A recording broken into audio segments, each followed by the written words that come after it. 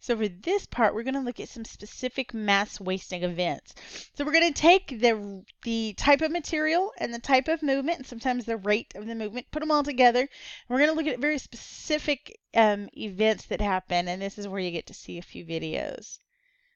Right, so there's lots of different types of mass movements, and I think this diagram from the textbook does a good job of sort of showing the difference between those. So on the left you have solifluction, and then you have slumping. In the very middle you have a lahar, and you can recognize that because there's a volcano. Then you have a debris flow, and then you have rock falls and rock slides and even a rock avalanche there. So let's see what some of those mean really quick. So the first type of mass movement we're going to look at is called a rock fall. Now the term rock tells you that it's solid rock that's failing, and the fall part tells you that it actually is getting air. So here we go. You ready? Sorry, I have to give you sound effects because there aren't any with that. So you have a block that actually falls through the air in this case. These often occur due to frost wedging, which is a physical weathering process. We've talked about those before. And as it falls to the ground, all those little pieces pile up into these talus or talus slopes at the bottom. And it makes it actually really, really easy to recognize. And so this happens most often in those areas where it gets cold enough to freeze, but then warm enough during the day to thaw back out. And oh no, hold on. I got you a video. Let's see if it's going to load. There we go. Got a little technical difficulties. I'm not going to pause. I'm just going to let you wait with me. All right. So you're going to see a rock climber. This is apparently in Spain. And down they go. You can see those are pretty big, good-sized pieces, and they've actually lost contact with the bed. Now, he helped those out quite a bit by yanking on them, and what they may be doing is going through it and moving them so that they don't cause any problems for people in the future. Otherwise, he's just out there making messes. But you can see some of those rocks have rolled all the way down to the valley and hit like the other side of the valley. So these rock falls move really fast, and because they move fast, that means they can be pretty dangerous. There are ones that turn deadly because of how fast they move. Next, we're going to look at a rock slide. So in a rock slide, you have material that slides along a planar surface. Planar means it's flat. These occur most often along inclined rock layers or tilted ones. You can see that in these pictures. And it happens mostly during the springtime because of the extra water because of rain or snow melt. Here's you a cheesy one. You ready? So you can see, it just slid down. That's all it did.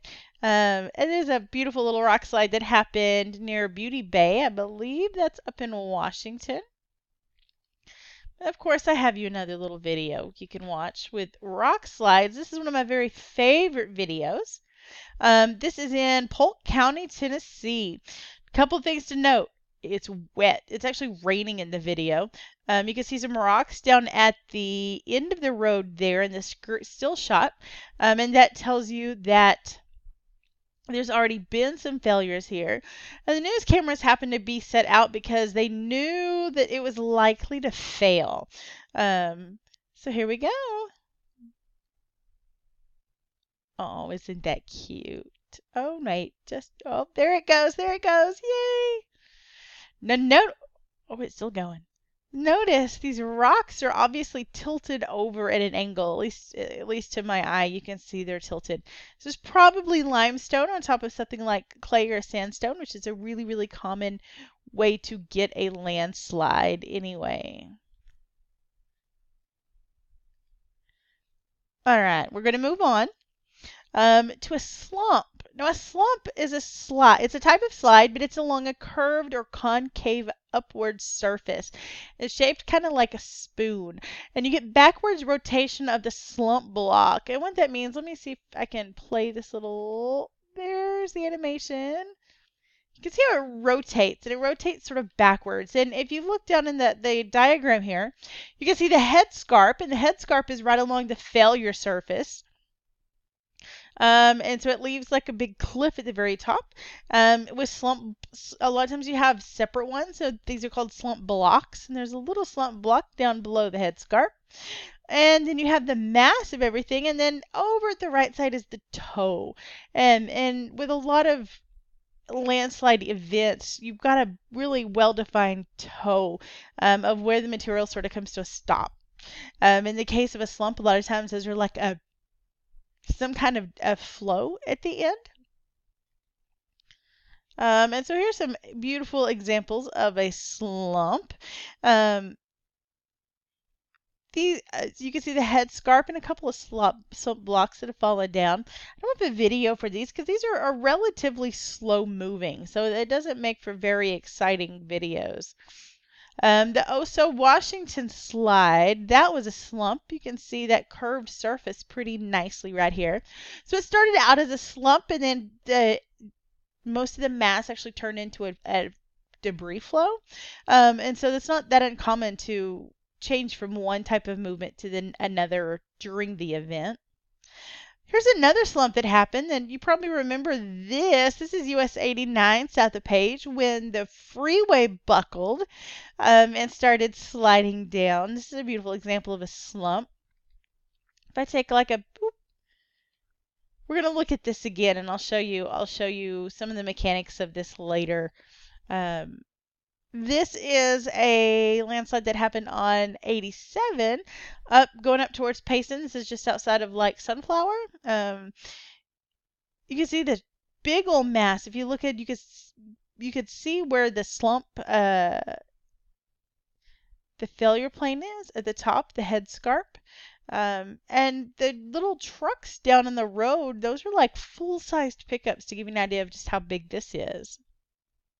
And we'll look at that again as we go too. Then we have a debris flow or a mud flow. Now these are pretty similar events. In this case, you've got material that's moving as a viscous fluid, and these are wet for the most part. You've got a lot of water in here. The more water it has, the faster it goes.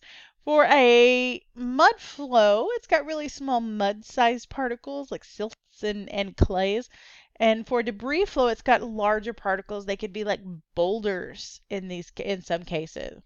And I want to show you an example of a debris flow. This is one of my very favorite videos I've ever seen because it shows you the power of this. So this is a group of tourists that are hiking in the Andes.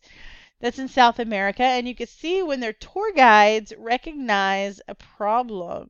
So they're helping them over a wash, and you can see there's some water going down the wash, and they're all making it over. You can see a couple of guys straddling the little stream coming down, and the stream looks pretty muddy, and it's moving pretty fast already. I'm going to turn on the sound for you.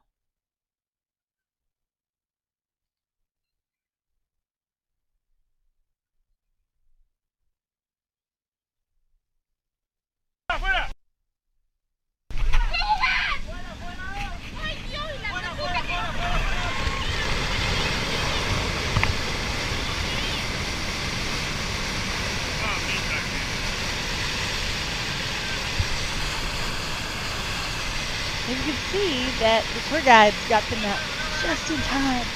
Can you imagine if somebody had been down in that when that mass hit them? That's so crazy. This video is mind-blowing.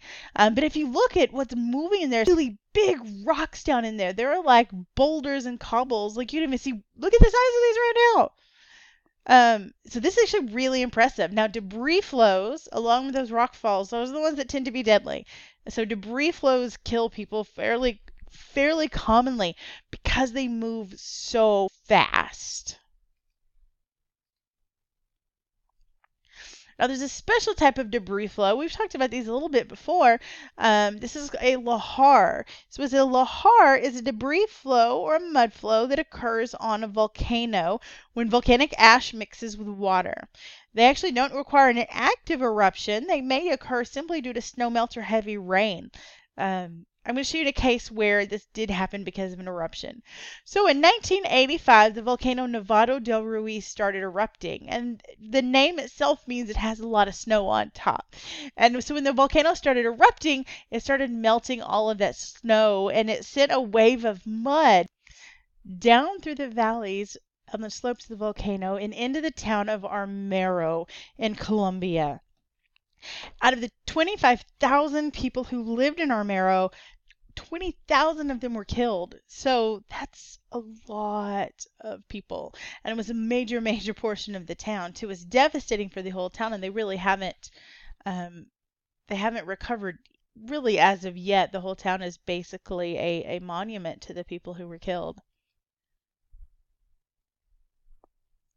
Now, it's not the only place you get lahars. When Mount St. Helens erupted in 1980, it created lahars as well. And so here's a couple pictures on the left that show you that destruction from the lahars. Up on top, that's one of my favorite pictures because that's a boulder that was picked up and carried by that lahar. And the lahar can carry really big boulders because it's so dense. It's not just water. It's mostly ash. Down on the left, it shows you the lahar that splashed up against this house. You can see just how deep it was and where it ended up settling. When a lahar stops moving, it hardens. And so it works kind of like concrete in a way. And so cleanup efforts after that were actually really, really tough. On the right is a couple pictures of the volcano itself. Up top, I think is right after the major eruption in 1980, and you can see the lahar sort of on the right side of the photo. Down below, that is a later eruption. I can see a blanket of snow on everything, so I know it's not the 1981. So this was later, but that's a nice dark lahar coming out of the inner basin anyway. Here's another one of my videos I really like. So this video has a series of lahars from Japan, but I want you to watch the first one as soon as it gets all loaded. All right.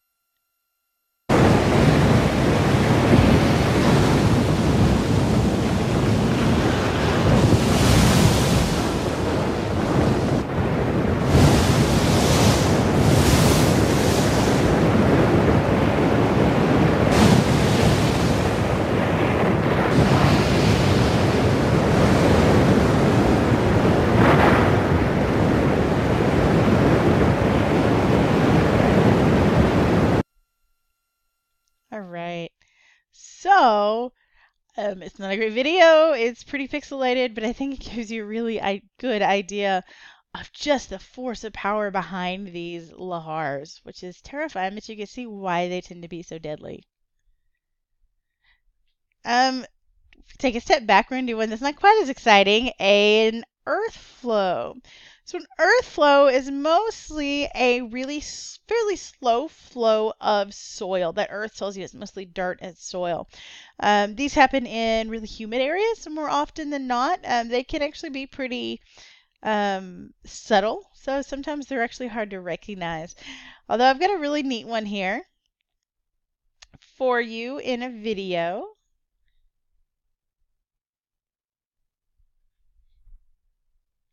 And so this is one that happened in, I believe, Wyoming, along the Snake River. And this is actually sped up. This is a time-lapse photo. So if you were standing there for real watching this, you probably could see that it was moving, but not very well. And this is the reason why I like it, is this little guy in his little orange vest walking around on it. Looks like a Charlie Chaplin video. So you can see everything is just sort of slowly oozing down the side of the hill here. Oh, look, he's got a friend. They'll both walk across it. I feel like it needs to have one of those little ragtime music playing behind it or something, just like an old cartoon. So these are, like I said, these aren't super exciting, but it's worth noting because some of them could be kind of cool and kind of big. Now, at the end here, we're going to look at some really slow stuff. So creep is really slow downslope movement of unconsolidated material.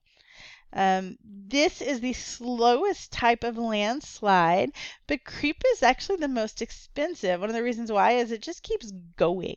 Some of the big rock slides, the rock slide happens and then you clean it up and you're sort of done for a little while. But creep is um, pretty intense because it just doesn't stop.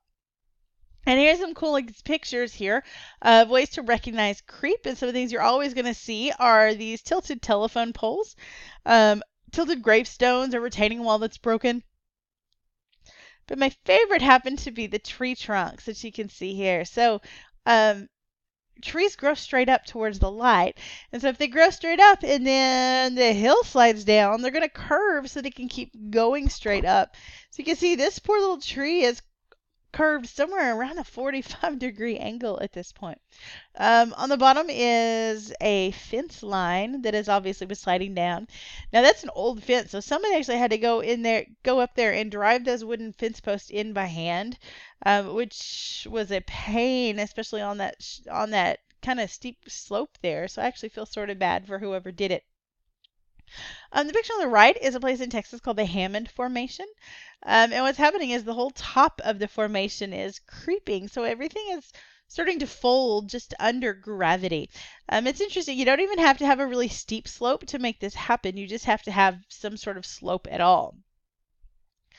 Now, one of the things that can cause creep is freezing, right? So here's our fun little grain of looks like a granite, right? And so let's say it's somewhere where it gets cold. So it gets cold one night and the water in the ground freezes. And it expands and the water lifts it up. And then when it melts, it sets it down. And it freezes again and picks it up and melts again and sets it down. Freezes it again and melts again and sets it back down. So over time, this little grain kind of slowly makes its way down the hill. So freezing can do it. There's a thing called tree throw. So if like a tree falls over it, it chunks a bunch of rocks. That does it. Even rain can move sand grains down a hill like this. So creep is sort of a fun little guy. Or at least it's a fun little landslide unless you're the person trying to keep your house from sliding down the hill. One last one here that's really slow. It's called solifluction. So this is a kind of creep that's found in high elevation regions or in the Arctic on slopes that are underlain by permafrost. And so permafrost is permanently frozen ground in Arctic regions or at high elevations. Except like it's not a solid chunk of ice. If you walk up to it with a shovel, it doesn't go thunk in the ice. What happens is during the summer, the top of the soil, and sometimes even with grass, it's thawed out. And then underneath it is the permafrost. You've got to dig down a little bit to hit that ice. So during the summer, or when that permafrost, the top of the permafrost thaws, that soil ends up really soggy and really wet. And the ice actually makes a really slippery slope. And so you get these things called solifluction lobes, where it kind of oozes its way downstream. But this can be actually really important because it tells you a lot about the health of your permafrost, which hopefully you sort of understand from a climate perspective that permafrost is a pretty delicate thing and it's pretty important to keep there and keep solid for the future.